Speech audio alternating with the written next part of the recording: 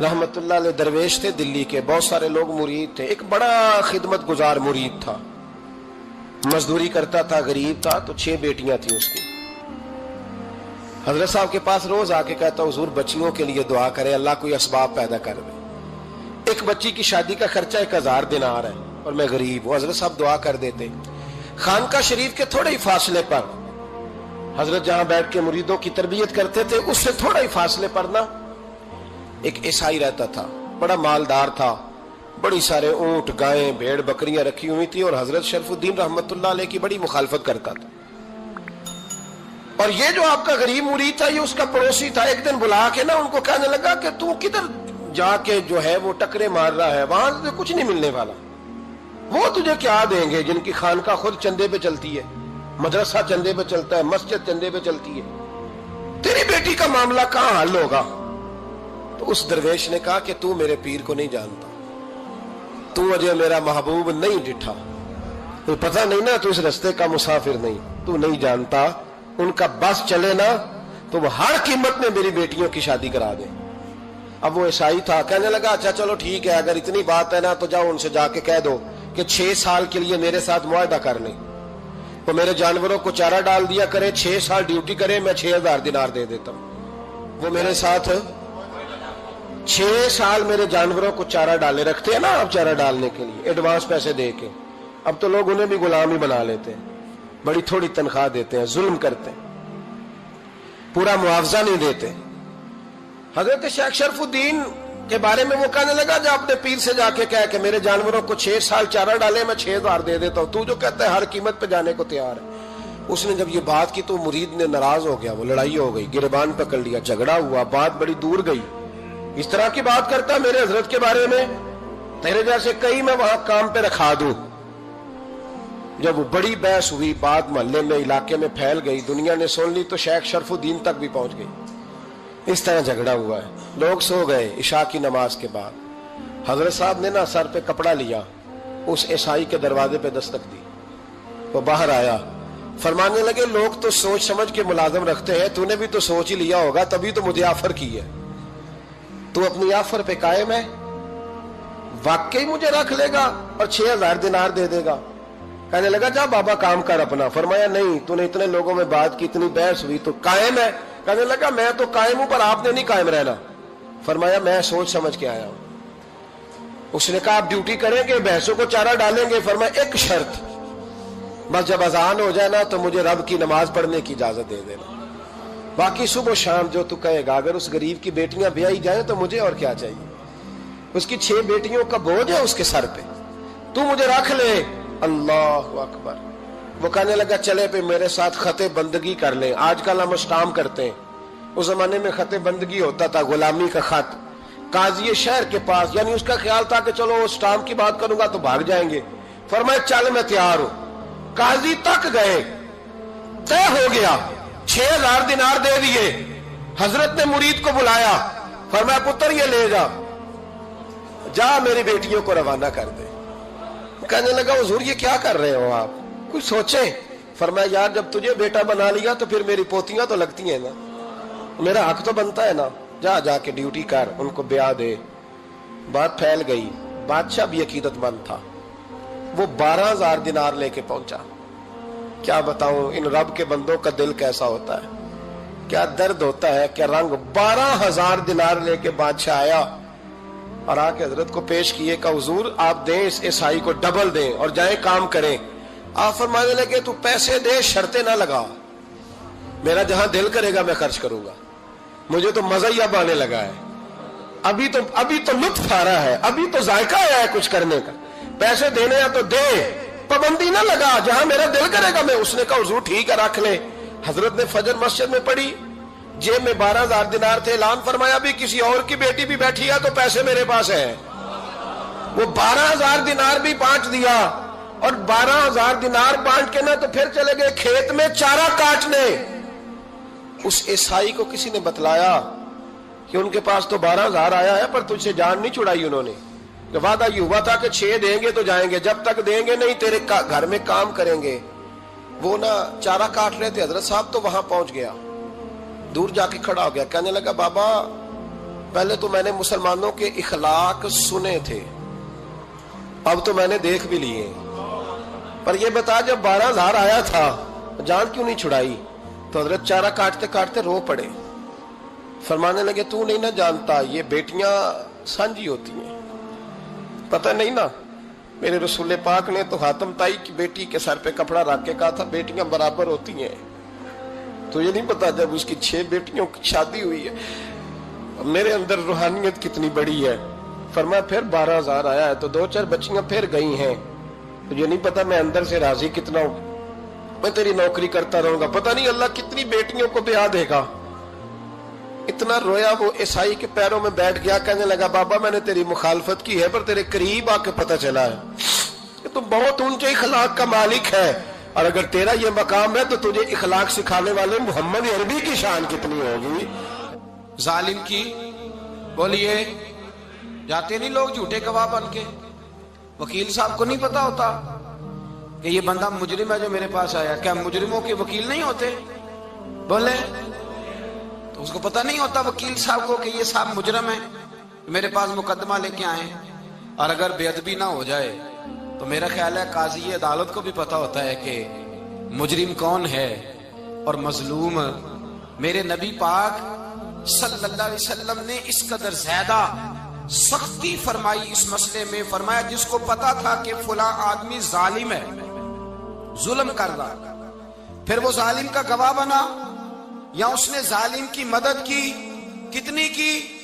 شارحین لکھتے ہیں چاہے اس نے ایک جملہ بول کے کی، چاہے ایک، سارے بولیے، چاہے ایک غریب کو اس نے ظلم کیا تو کہتے ہیں علاج یہ سی، چاہے ایک جملہ بول کے کی. شارحین اس حدیث کی شرح میں لکھتے ہیں ایک جملہ بول کے چاہے مدد کی. جس بندے نے کسی ظالم کی مدد کی کسی مقدمے میں یا کسی صورت میں اور اسے پتا تھا یہ ظالم ہے، میرے نبی پاک صلی اللہ تعالی علیہ وسلم فرماتے ہیں اگر اس نے مدد کی، ابھی ظالم کی بات نہیں ہو رہی، ظالم کے مددگار کی بات ہو رہی، اگر کسی نے ظالم کی مدد کی تو حضور فرماتے ہیں خدا بھی اس سے بری ذمہ ہے، رسول بھی اس سے بری ذمہ ہے. سنبھال کے رکھے اپنی نمازیں، قربانیاں، حج، زکوٰۃ سنبھال کے رکھے. اگر ظالموں کا مددگار ہے، الیکشن آ لینے دے، آپ کو نظر آ جائے گا کون کون ظالموں کا مددگار ہے، نظر آ جائے گا. اپنی جیب سے لوگ پیسے دے کے ظالموں کی مدد کریں گے، ان کے فلیکس چھپوائیں گے، بورڈ لگوائیں گے، جیبوں سے پیسے دے کے. ہم نے خود آگ لگائی ہے چمن میں اپنے، بے سبب گردشی ایام کو الزام نہ دو، ہم نے خود نور کا ظلمت سے کیا ہے سودا، کر کے توہین سحر شام کو الزام نہ دو. ظالموں کے مددگار میدان میں آ گئے، یہ چھوٹا لفظ نہیں. میرے حبیب پاک صلی اللہ علیہ وسلم نے فرمایا جو ظالم کا مددگار ہے سن لے جو سجن کے ساتھ کچہری جاتا ہے، وہ یاد رکھے جو دوست کا گواہ بنتا ہے، وہ یاد رکھے جو کہتا ہے میں مانگی گیا تھا، مجھے بلایا گیا تھا قبضہ چھڑانے کے لیے کسی غریب بیوہ کی جائیداد پہ، کب وہ سن لے تو مدد کر کے نہیں آیا، تو خدا کے ذمے سے نکل گیا ہے. رسول پاک نے فرمایا تیرا میرا تعلق ختم ہو گیا، تو ظالم کا مددگار ہو گیا. پھر تو کہتا میں بے چین ہوں، میں بے قرار ہوں، میں آزمائش کا شکار ہوں. پلٹ کے دیکھ تو صحیح تیرا گناہ کتنا بڑا ہے. میرے نبی پاک صلی اللہ علیہ وسلم کا ایک اور فرمان سن لیں، ابن ماجہ ابو داؤد میں موجود ہے. اس حدیث کو آپ نے یاد کر لینا ہے. کر لیں گے انشاءاللہ؟ سارے کہیے انشاءاللہ کر لیں گے یاد. حضور صلی اللہ علیہ وسلم نے فرمایا اگر تو ظالم کی مدد کرے گا نا، یہ لفظ دل کی تختی پہ لکھ لینا، یہ مکافات عمل ہے، مکافات عمل دنیا، ادھر کرو گے تو ادھر بھرو گے. فرمایا اگر تو کسی ظالم کی مدد کرے گا، سن لے حضور کا فرمان ہے، اگر تو ابن ماجہ ابو داؤد سیاہ میں موجود ہے، فرمایا اگر تو کسی ظالم کی مدد کرے گا تو رب تعالیٰ مرنے سے پہلے تیرے اوپر بھی ظالم کو مسلط کر دے گا. تیرے اوپر بھی ایک دفعہ ظلم ضرور ہوگا اگر تو ظالم کی، وہ کسی صورت میں بھی ہو سکتا ہے، کسی صورت میں بھی تیرا بیٹا ہی اٹھ کے ظلم کر دے گا، تو الجھ جائے گا، کسی نہ کسی جگہ تیرے لیے تباہی کا سامان ہوگا، تیرے اوپر ظلم ہوگا، اس لیے کہ تو ظالموں کا مددگار ہے. چاہیے یہ تھا کہ تو مظلوم کی مدد کرتا، انسانی ایمانی یقین کا فریضہ سر انجام دیتا، تو ظالموں کا مددگار ہو گیا. ٹٹول کے دیکھ لیں، رزلٹ نکال کے دیکھ لیں، ہمارے زمانے میں ظالموں کے مددگار زیادہ ہیں. اتنی لمبی زبانیں نکال کے ظالموں کی مدد کرتے ہیں. بڑے بڑے کالم نویس اللہ نے انہیں قدرت دی لکھنے کی، تو اپنا قلم ظالموں کی مدد میں خرچ کرتے ہیں۔ وہ لوگ جن کو اللہ تبارک و تعالیٰ نے قدرت دی، ہمت دی، طاقت دی، کچھ لوگ ان کے حلقہ احباب میں، وہ اپنے لوگوں کو استعمال کر کے ظالموں کی مدد کرتے ہیں، ظالموں کی مدد کرتے ہیں۔ میرے نبی کریم سید عالم نور مجسم صلی اللہ علیہ وسلم نے فرمایا، اگر تو نے ظالم کی مدد کی تو جب تک تو توبہ نہیں کرے گا رب تجھ سے ناراض ہی رہے گا۔ اللہ تجھ سے، او بھائی جس سے رب بھی ناراض ہو گیا، نہ کھانا نہ پینا نہ سونا نہ جاگنا نہ نیند، پھر تیری ہر چیز تیرے لیے آزمائش ہو جائے گی، پھر تیرا سایہ بھی تیرے لیے خوف کا سامان بنے گا، پھر زندگی جیتی جاگتی لاش بن جائے گی، تو اپنے کندھوں پر اپنی میت اٹھائے پھرے گا جب تو ظالم کا مددگار ہوگا۔ اور نبی پاک صلی اللہ علیہ وسلم نے فرمایا، ظالموں کا مددگار بھی ظالم ہوتا ہے، ظالموں کا مددگار بھی، سارے بولے ظالموں کا مددگار بھی نہیں، کو نہیں، آپ سارے نہیں بولے، ایک دفعہ بولے ظالموں کا مددگار بھی، پکی بات ہے، ظالموں کا مددگار بھی۔ اللہ اکبر، جس کا یارانہ ہو، جس کا دوستانہ ہو، جو کہے میں نے نا اس کو اوکھے ویلے کے لیے ظالم کو یاد رکھا ہوا ہے۔ کبھی مشکل میں رکھے نہیں ہوئے لوگوں نے ظالم دوست، کہتے میں نے رکھے ہوئے ہیں، بلکہ ہمارے دیہات میں تو کہتے ہیں میں نے بازو بنائے ہوئے ہیں۔ کس کو بازو بنا لیا؟ ظالم بھی کبھی بازو ہوتا ہے، جو ظلم کی تلوار لیے میدان میں کھڑا ہے۔ قارون، حامان، فرعون، نمرود کا حال نہیں لوگوں نے دیکھا؟ اپنے زمانے میں آپ نے کتنے لوگ نہیں دیکھے جن کے سائے سے، آواز سے لوگ کانپتے تھے؟ پھر پولیس کی گاڑیوں میں وہ اس طرح مردہ پڑے کہ دنیا نے تماشا دیکھا ان کا۔ یہ رنگ ہم نے دیکھے نہیں اپنے آنکھوں سے۔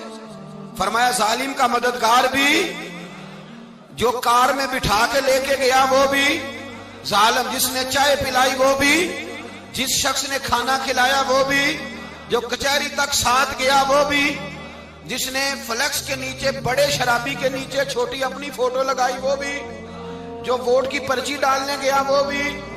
کہہ دینا باہر نکل کے کہ حضرت صاحب نے سیاسی تقریر کی ہے، کہہ دینا، پر بات تو سچی ہے نا۔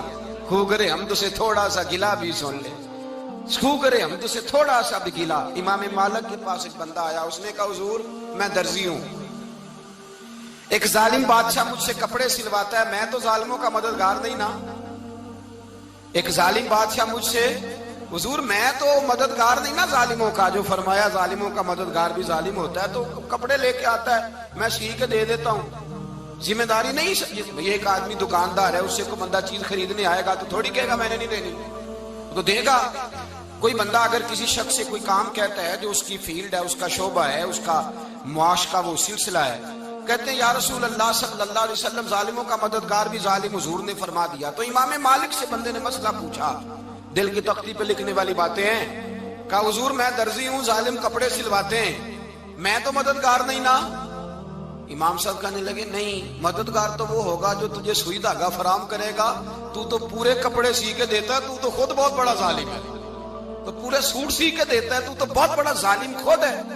مددگار تو وہ ہوگا جو تجھے دھاگا دے گا، جو تجھے بٹن دے گا، جو تجھے نلکی دے گا۔